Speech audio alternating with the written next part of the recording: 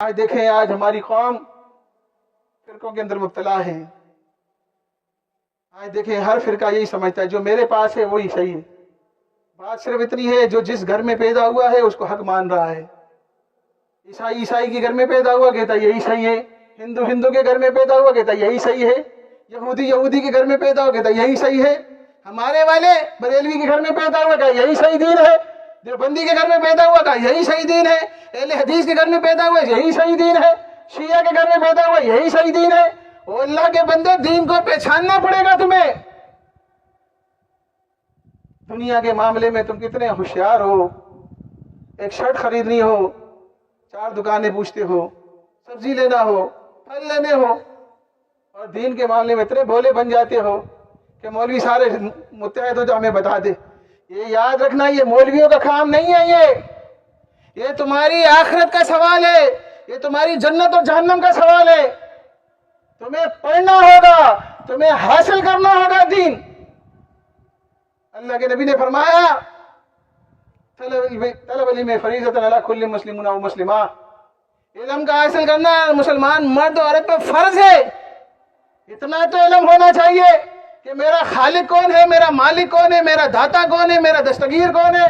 مجھے مصیبت آئے, پریشانی آئے, دکھ آئے, تکلیف آئے, کس کو پکارنا چاہیے. ذرا سی مصیبت آتی ہے کہ یا علی مدد, یا رسول مدد, یا غوث مدد, یا پیر مدد. آئے قرآن سے پوچھتے ہیں اس طرح کی پکار لگائی جا سکتی ہے. سورہ مومن ہے, آیت نمبر 60 ہے. وقال ربکم ادعونی استجب لکم. تمہارا رب کہتا ہے مجھے پکارو. مصیبت آئے, پریشانی آئے, مجھے پکارو, میں دعاؤں کو سننے والا ہوں. ان الذین یستکبرون عن عبادتی سیدخلون جہنم داخرین. فرمایا جو مجھے نہیں پکارے گا, مجھے پکارنے سے استکبار کرے گا, مجھ سے نہیں مانگے گا, میرے علاوہ کسی اور کے در پر جائے گا, سیدخلون جہنم داخرین, ذلیل و رسوا کر کے جہنم میں داخل کر دوں. فرمایا لہو دعوت الحق, پکارنا اللہ کا حق ہے. اللہ کے نبی نے فرمایا دعا هو العبادہ, دعا عبادت ہے. دعا عبادت کا, دعا مخ العبادہ, دعا عبادت کا مغز ہے. اللہ کو پکارنا چاہیے.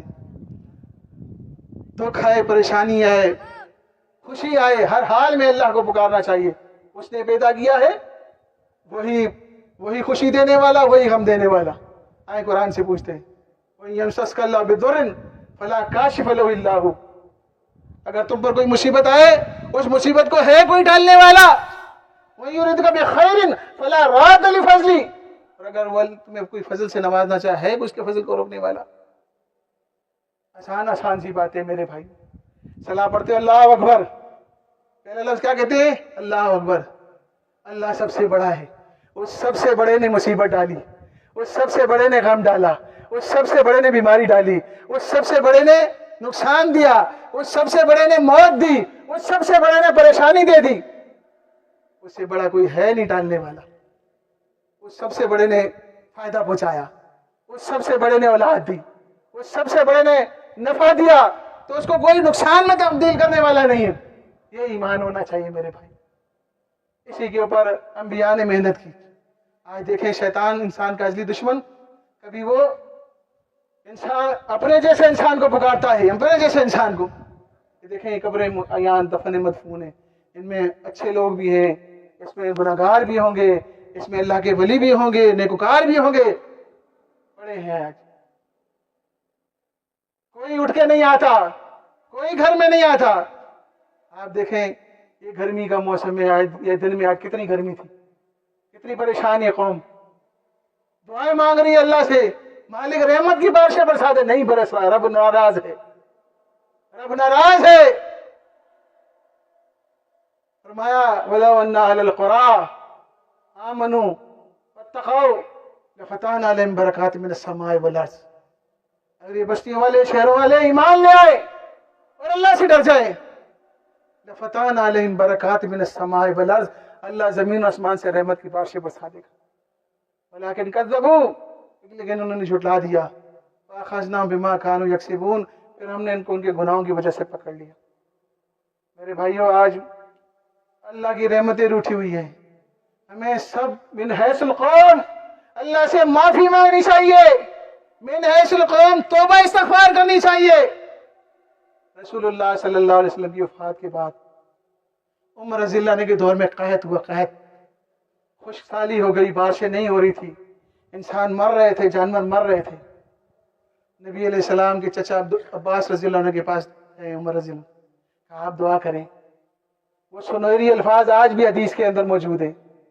عباس رضی اللہ عنہ اٹھتے ہیں، ایسا نہیں کیا وہ اللہ کے نبی کی قبر کے پاس گئے، انہوں نے کہا کہ اللہ کے رسول قحط ہو گیا ہے، آپ بارش برسائیں، جیسے آج اس کو امت کا حال ہے۔